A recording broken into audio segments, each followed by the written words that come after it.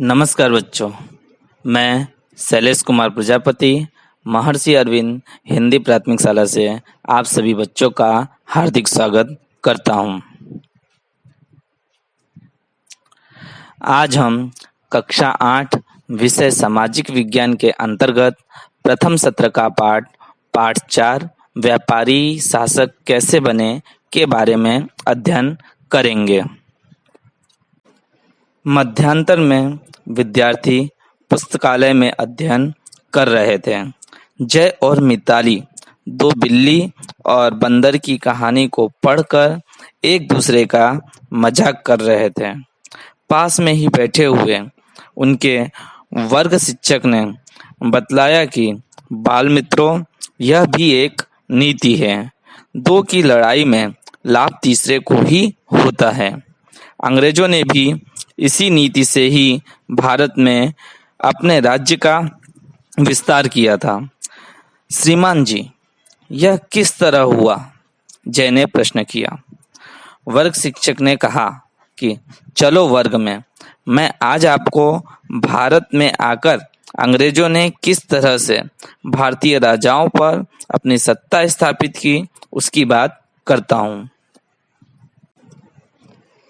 18वीं शताब्दी के अंत में राजनैतिक क्षितिज पर अंग्रेज एक नई राजशक्ति के रूप में उभरने लगे थे।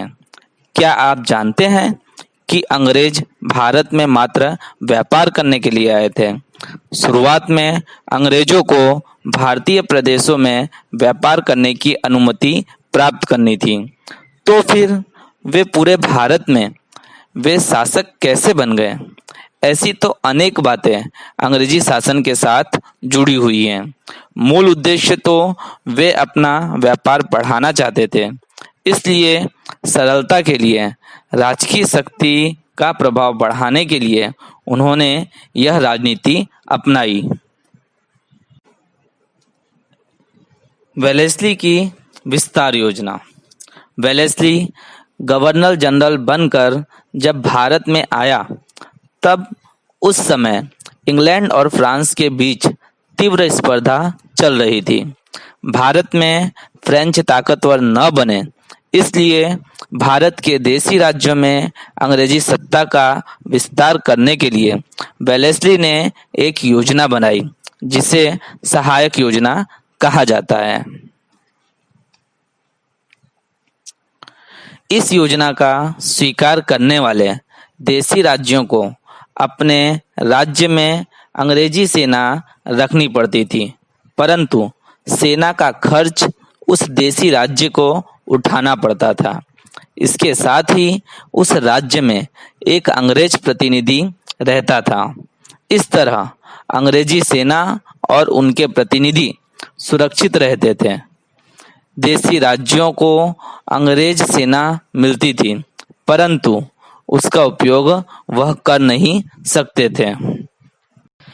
वेलेस्ली की सहायक योजना के शिकार भारत के अनेक देशी राज्य बन गए, जिसमें निजाम, मैसूर, अयोध्या, गायकवाड़, मराठा आदि राज्यों का समावेश होता है। देशी राज्यों के लिए यह सहायक योजना मीठे जहर की तरह थी। शुरुआत में राजाओं को सुरक्षा और मदद दिखलाई पड़ती थी, परंतु धीरे धीरे वास्तव में तो वह गुलामी का अनुभव कराती थी। वेलेस्ली की इस विस्तार योजना के प्रथम शिकार हैदराबाद का निजाम बना। बाद में मैसूर और अयोध्या के राज्य शिकार हुए। तांजौर और कर्नाटक का यही हाल हुआ। मराठा सरदारों में आपस में झगड़ा करवाकर उन्हें भी अपनी योजना का शिकार बनाया। मराठों के साथ लड़ाई करके निजाम को काफी नुकसान उठाना पड़ा था, इसलिए निजाम ने सर्वप्रथम इस योजना को स्वीकार किया था। टीपू सुल्तान का राज्य तो पहले ही अंग्रेजों की हुकूमत में आ गया था। नाना फडणवीस के अवसान से मराठा संघों के बीच झगड़ा हुआ। एक के बाद एक मराठा राज्य अंग्रेजों की फूट डालो और राज्य करो, डिवाइड एंड रूल की नीति के शिकार हो गए। अयोध्या, गोरखपुर और कर्नाटक, फर्रुखाबाद आदि राज्य एक या दूसरे बहाने से हड़प लिया। इस तरह 7 वर्ष के समय में वेलेस्ली ने कंपनी का विस्तार किया और अपनी इस योजना के द्वारा कंपनी सत्ता को सर्वोपरि बना दिया। वेलेस्ली की लड़ाई का दृश्य। अंग्रेज पूरे भारत में फैल गए। वेलेस्ली की विस्तार योजना के शिकार मैसूर, निजाम, मराठा और सरदार बने। बाद में अंग्रेज उत्तर भारत में आगे बढ़े। नेपाल के भय के कारण उनके साथ मित्रता की। उसके बाद अंग्रेजों ने सीमा पर युद्ध किया, महाराजा रणजीत सिंह के साथ मित्रता की और अफगान विद्रोह में जीत प्राप्त की। सिखों की बढ़ती हुई ताकत देखकर अंग्रेजों ने सिख साम्राज्य हड़पने की कोशिश की, परंतु जब तक पंजाब में रणजीत सिंह का राज्य था तब तक उन्हें सफलता प्राप्त करने का अवसर नहीं था। इसीलिए महाराजा रणजीत सिंह के साथ मित्रता की। रणजीत सिंह उस समय में शक्तिशाली शासक थे। उन्होंने राज्य की सुरक्षा के लिए यूरोपीय अफसरों की सहायता से मजबूत सेना का निर्माण किया।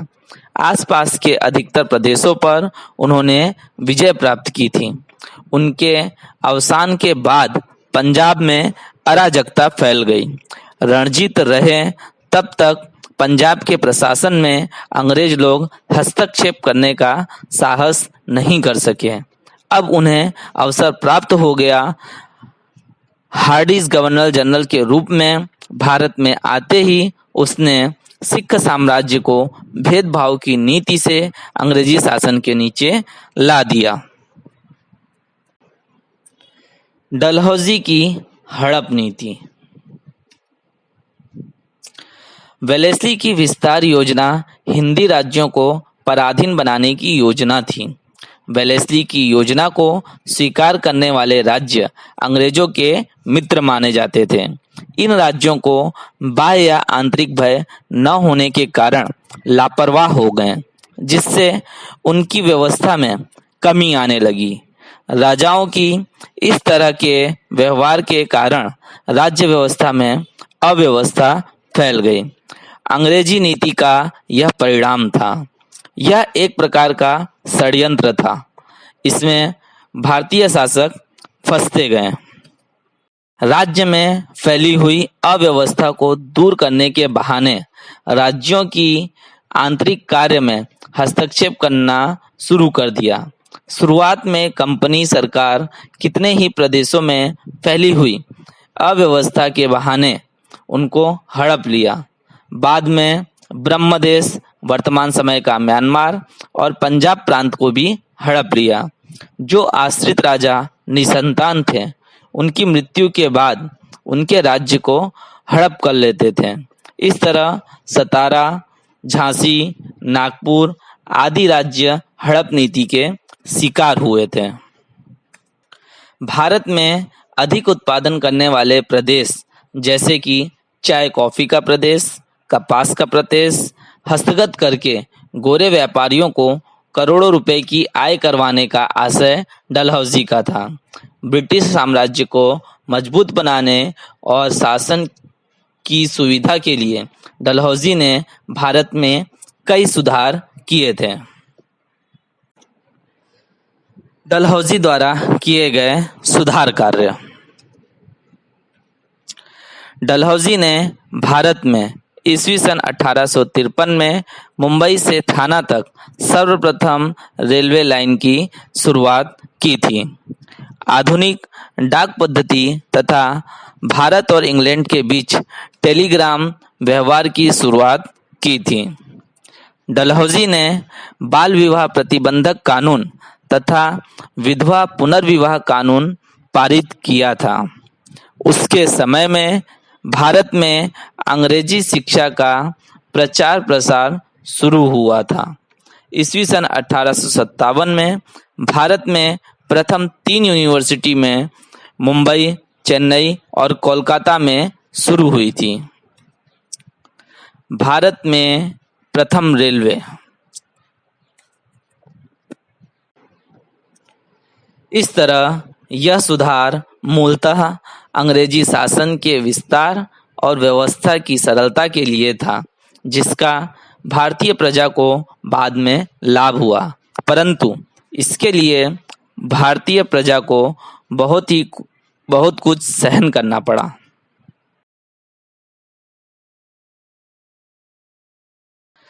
प्रजा का असंतोष।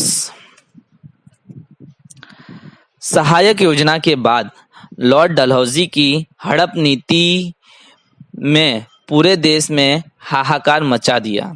प्रजा का अंग्रेजी शासन के प्रति असंतोष दिखलाई पड़ने लगा। आपने क्रांति और मंगल पांडे फिल्म देखी होगी, यदि न देखे हो तो देख लीजिए।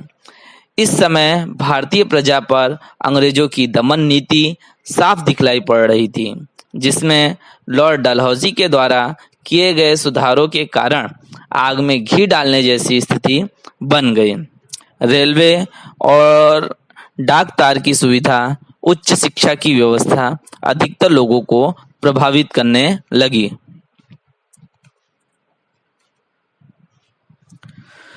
पुरानी विचारधारा को मानने वाले लोगों को लगने लगा कि अंग्रेज हमारी संस्कृति का विनाश करना चाहते हैं।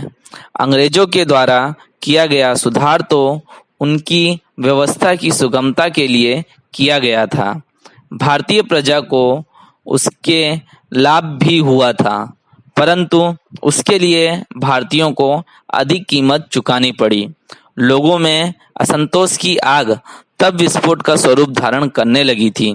यह असंतोष अर्थात 1857 का स्वतंत्रता संग्राम का आंदोलन। धन्यवाद।